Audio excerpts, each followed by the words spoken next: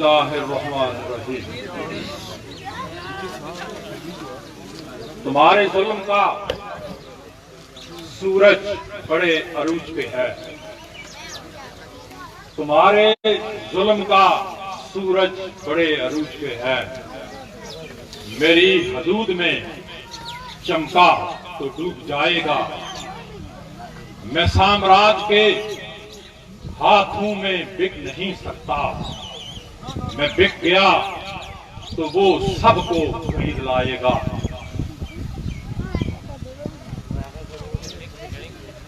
Stage पे तशरीफ फरमा कश्मीर फ्रीडम मूवमेंट के मरकजी कायदीन और पंडाल में तशरीफ फरमा तमाम शरकाए वहदत कॉन्फ्रेंस, मैं आप सबकी खिदमत में सलाम पेश करता हूँ। उसके बाद मैं इस वहदत कॉन्फ्रेंस के इंतजामी सरबराह मेरी मुराद चौधरी मोहम्मद तारिक साहब और उनके दीगर रफाका, जिन्होंने इस शानदार वहदत कॉन्फ्रेंस कश्मीर वहदत कॉन्फ्रेंस का इनेकाद किया है, मैं उन्हें अपनी और अपनी तहरीक की तरफ से खराज तहसीन पेश करता हूँ और उनके लिए अपने रब के हजूर बेहतरीन जज़ा के लिए दुआ गो हूँ। आज की इस तकरीब में हमारे दरीना दोस्त कश्मीर स्टूडेंट फ्रीडम मूवमेंट के साबिक मरकजी सदर जनाब अंसर अली खान बरतानिया से बतौर खास इस कॉन्फ्रेंस में शरीक होने के लिए तशरीफ लाए। जैसा कि उन्होंने खुद अपनी तकरीर में जिक्र फरमाया कि एक हफ्ता पहले मैंने उनसे गुजारिश की थी और उन्होंने कमाल मेहरबानी और शफकत फरमाई और वो तशरीफ लाए। आज की इस वहदत कश्मीर कॉन्फ्रेंस पे जो नुकात मौज़ूआत बातें मैं ज़ेरे बहस लाना चाहता था, मैं जनाब अंसर अली खान साहब, जनाब जफर दमयाल साहब, जनाब शफीक कियानी साहब और जनाब फैजुल्लाह खान साहब का शुक्रगुजार हूँ कि उन्होंने मेरा बोझ काफी हद तक हल्का कर दिया। खास तौर पे जनाब अंसर अली खान ने जिस तरह कश्मीर इशू के मुख्तलिफ पहलुओं पे रोशनी डाली, वो बहुत इत्मीनान बख्श उनकी तकरीर थी। मैं इस हवाले से उनकी तकरीर को ज्यादा अहमियत का हामिल इसलिए करार देता हूँ कि वो इस वक्त बरतानिया में मुकीम है और आलमी सतह पे इस तरह इस वक्त जो सूरत हाल, जो मंजरनामा हमारे सामने है, बैन-अक़वामी सियासियात के हवाले से तहरीकों से वाबस्ता लोगों को उन बैन-अक़वामी तब्दीलियों पे नजर रखना उनके लिए अज़बत जरूरी है और उन तब्दीलियों का मुताला करते हुए उसकी रोशनी में अपनी तहरीकों के लिए हिकमत अमली इख्तियार करने की जरूरत है। उन्होंने बहुत सारे हकीकत कुशा पहलुओं का जिक्र किया है। मैं समझता हूं कि इस मसले के हल के हवाले से बैन-अक़वामी सतह पे जो मुजव्वज़ा तौर पे जो तजावीज और जो सलूशन और इस मसले के हल के लिए जो तरीकाकार जो है वो ज़ेरे बहस है या अक़वाम आलम के दिलो दिमाग में है, उस पर उन्होंने रोशनी डाली है और उसी हवाले से उन्होंने बहुत सारी नॉलेजफुल बातें जो हैं वो हमारे साथ शेयर की हैं, जो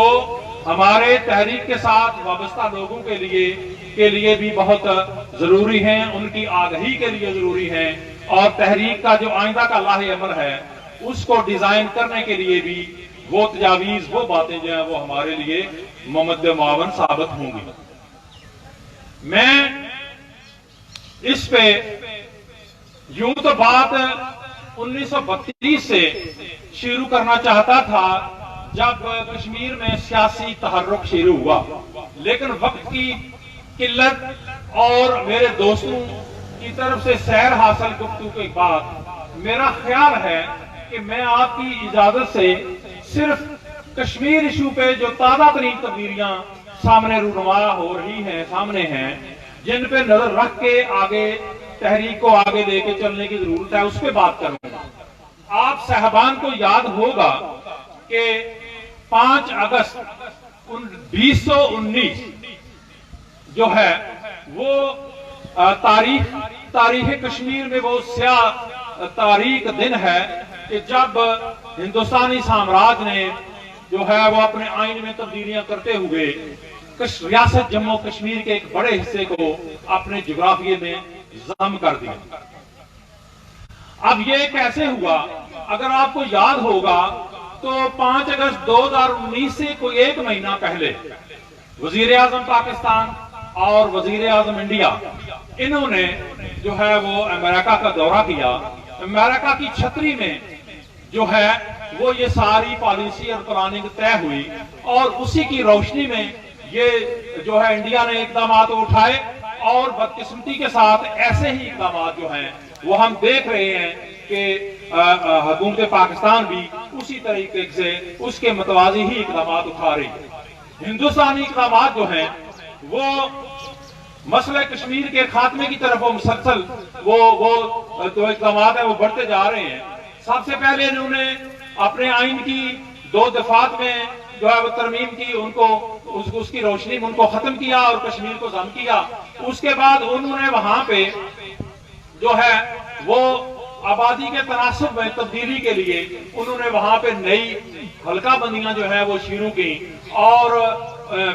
सूबा जम्मू में क्योंकि वो हिंदू अक्सरियत का इलाका है तो वहां पे उन्होंने 5-6 असेंबली हल्कों में इजाफा किया। वैली में मुसलमान अक्सरियत है, वहां पे उन्होंने 1 सीट का इजाफा किया। इसी तरह 1 सीट की उन्होंने लद्दाख में उसका इजाफा किया। तो इस सारी तब्दीली और इन इक़दाम का मतलब दरअसल जो जम्मू कश्मीर की डेमोग्राफी है, जो आबादी का तनासब है, उसको तब्दील करके उसको भारत के हक में जो है वो करना मकसूद है। यही हिंदुस्तानी अज़ाइम जो है वो इन इक़दाम से जो है वो आश्कार हो रहे हैं। मोर ओवर उसके बाद अब उन्होंने वहां पे जो इक़दाम कर रही है इंडिया हुकूमत, वो ये कर रही है कि नॉन कश्मीरी नॉन स्टेट जो एलिमेंट्स हैं उनको लाखों के हिसाब से वहां पे वो सिटीजनशिप जो है वो डोमिसाइल वो जारी कर रही है। और इस सारे मामले का, इस सारे का मकसद जो है वो दरअसल वहां जम्मू कश्मीर रियासत को एक मुस्लिम अक्सरियत की रियासत की बजाय गैर मुस्लिम अक्सरियत रियासत जो है वो बनाना है। आने वाले वक्त में वो इसकी बुनियाद पे, यानी अगर जम्मू कश्मीर रियासत की असेंबली में अगर हिंदू अक्सरियत के जो नुमाइंदगान है वो अक्सरियत में आ जाते हैं तो वो तमाम तर फैसले रियासत के बारे में जो है वो करेंगे जो दिल्ली की तरफ से उनको जो जिस तरह की हदायत होंगी। तो इस तरह अगर ये मामला अक़वाम मुत्तहिदा की करारदादों के मुताबिक हल होने की तरफ जाता है और रायशुमारी की बुनियाद पे, इस्तिस्वाब राय की बुनियाद पे कोई डिसीजन आता है, तो उसमें भी ये सारे इक़दाम जो हैं ये हिंदुस्तान को की फेवर में होंगे, और इससे हमारी जो जम्मू कश्मीर की जो मुस्लिम अक्सरियत है उसकी राय जो है उसको बिल्डोज करने के ये एक सूरत होगी जो मैं समझता हूं कि जिसको समझने की जरूरत है। उसके बैन जो है वो अब पाकिस्तान गवर्नमेंट की तरफ से जो इक़दाम उठाए जा रहे हैं, बल्कि बदकिस्मती से मुझे ये कहने दीजिए कि भारत के इन हालिया इक़दाम 2019 में जो उठाए उसने और उसके बाद जो उठा रहा है उस पे तो हम मोतरज़ हैं, लेकिन एक पहलू से हमें हुकूमत पाकिस्तान ने फिर तारीख के कटहरे में ला खड़ा किया है, और वो पहलू ये है कि वो बातें जो हिंदुस्तान आज कर रहा है वो बातें जो हैं, वो इक़दाम जो है वो हुकूमत पाकिस्तान माजी में इससे पहले कर चुकी है। 1949 का जो मुआहदा कराची है उसकी बुनियाद पे जो उन्होंने गिलगित बल्तिस्तान को वफाक का हिस्सा बनाया, फिर 1974 में वहां पे स्टेट सब्जेक्ट जो है उसको मनसूख किया, और इस वक्त भी वो वहां पे जो नान कश्मीरीज हैं उनको वो रकबाजात अलाट कर रहे हैं, और मुख्तलिफ मनसूबे जो बैन अवी नौयत के हैं उनको वहां पे वो लॉन्च कर रहे हैं। अब मजीद जिस तरह की हम बातें जो है वो देख रहे हैं और सुन रहे हैं कि मौजूदा जो आजाद कश्मीर हुकूमत है वो भी वफाकी हुकूमत, पाकिस्तान की वफाकी हुकूमत की आशीर्वाद से वो तमाम इक़दाम ले रही है जो इक़दाम इस मसले की कानूनी और आईनी हैसियत को, तारीखी हैसियत को मुतासर करने का बायस बनते हैं। इसमें तफसील में जाए बगैर मैं इस वादे कश्मीर कॉन्फ्रेंस के वसातत से हुकूमत पाकिस्तान से मुतालबा करता हूं कि वो ऐसे तमाम इक़दाम से वो गुरेज करे जो इक़दाम जम्मू कश्मीर रियासत की तकसीम का जो है उस पर मुंतज होंगे। आप ये याद रखें, आप ये जो आपने ये ठेका ले रखा है, आप क्यों पाकिस्तान की कौमी सलामती के खिलाफ वो इक़दाम क्यों उठा रहे हैं जिन इक़दाम का अल्टीमेट जो रिजल्ट है वो ये होगा कि पाकिस्तान की कौमी सलामती के लिए जो है वो मसाइल पैदा होंगे। जैसे मेरे दोस्त ने पहले गुजारिश की है कि हम पाकिस्तान, ममलकत पाकिस्तान की सलामती हमें अजीज है, हम ये समझते हैं कि वो हमारी बैक पे एक ऐसी कुव्वत है, उसको मजबूत और मुस्तहकम होना चाहिए। लेकिन इसके बाद माजी का मुताला करने के बाद जो हमें बात जो हमारे जहन में आई है और जो हुकूमती अमली हमें अफसूदमंद और अच्छी और काबिल अमल लग रही है वो ये है कि इससे पहले हमने कश्मीर इशू को जो है वो पाकिस्तानी इस्टेब्लिशमेंट और पाकिस्तानी ब्यूरोक्रेसी और हुकूमत पाकिस्तान के कंधों पे ये सारा बोझ लादे रखा है। अब जरूरत और वक्त आ गया है कि इस अपने मसले को हम अपने हाथ में लें और इस मसले को बैन अवी सतह पे एक बुनियादी फरीक के तौर पे जो है वो इस मसले को उठाएं। बाकी उस हवाले से जरूरी बातें और स्ट्रेटेजी से ताल्लुक रखने वाले काफी जो आगही है और काफी जो तजावीज हैं वो मेरे दोस्त, मेरे भाई अफसर अली खान ने जो है वो बयान की है। हम ये इसी तरीके से मैं ये अपने जो डायस्पोरा में वहाँ पे जो मौजूद हमारे दोस्त हैं, जो खैरखा हैं, जो तहरीकी और नजरियाती साथी हैं, उनसे मैं गुजारिश करूंगा कि वो बैन अवी सतह पे बदलते हुए इन हालात की रोशनी में अपनी तजावीज जो है वो जरूर हमारे साथ शेयर करें। हम उनके बहुत शुक्रगुजार होंगे। मैं अब चूंकि वक्त इतना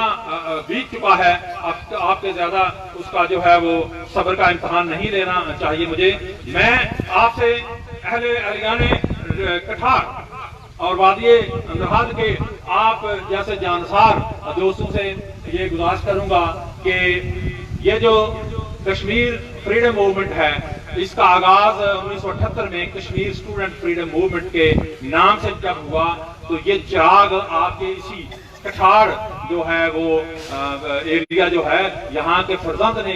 ये हुर्रियत पसंदी का ये चिराग रोशन किया था, और बाकी हम जैसे लोग जो है वो फिर इसके साथ वाबस्ता रहे, इसकी रोशनी को जो है वो लेके चलते रहे। तो आपके लिए ये बायस फख्र होना चाहिए। आपके लिए कश्मीर फ्रीडम मूवमेंट का आज का ये जो फंक्शन है, ये जो वादे कश्मीर कॉन्फ्रेंस है, इसका क्रेडिट आपको जाता है। आप भी उतने ही काजिब तहसीन के मुस्तहिक हैं जितने मेरे ये इंतजामी जो इस वादे कश्मीर कॉन्फ्रेंस का इंतजाम करने वाले हमारे तरीके दोस्त जो हैं ये थे। मैं दोबारा जनाब चौधरी मोहम्मद तारिक साहब और इनके तमाम तहरीकी साथी रफाका जितने हैं उनका मैं शुक्रगुजार हूँ और उनको खराज तहसीन पेश करता हूँ। जिस तरह हमारे दोस्तों ने हमारा इस्तकबाल किया, मेरे रफाका का इस्तकबाल किया, मैं उस पर भी उनका शुक्रगुजार हूँ। और इस रोशनी को मैं आप सबसे दरख्वास्त गुजार हूँ कि इसको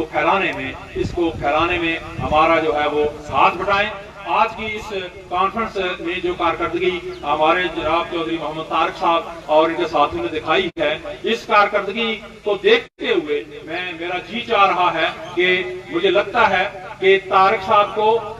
इस वक्त वो तहसील डडियाल के सदर हैं और हमारे मरकजी यूथ बोर्ड के मेंबर भी हैं, लेकिन इनकी इस्तेदाद कार, इनकी सलाहियत, इनकी डेडिकेशन और इनकी इसारकेशी जो है और इनका तहर्रुक जो है वो इस कदर ज्यादा है कि इन्हें हमें जो है वो अपने मरकज में ले जाना चाहिए, मरकजी बॉडी में। तो मैं यहाँ पे इन्हें तारक साहब को मरकजी डिप्टी सेक्रेटरी जनरल जो है उसकी तैनाती का ऐलान करता हूँ और जनाब सेक्रेटरी जनरल से गुजारिश करूंगा कि उसका नोटिफिकेशन जारी करें। मैंने आपका बहुत वक्त लिया, इस पैगाम के साथ आपसे इजाजत चाहता हूँ। मर्दे कोहसार सुन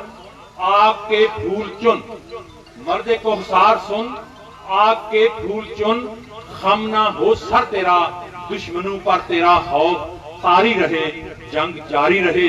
देख ले तेरा चेहरा भी वादी तेरी, हो अरूसे शहादत से शादी तेरी। चाहता भी है तू फिर तेरी आरज़ू क्यों कमारी रहे, जंग जारी रहे। वमा अलैना इल्लल बलागुल मुबीन।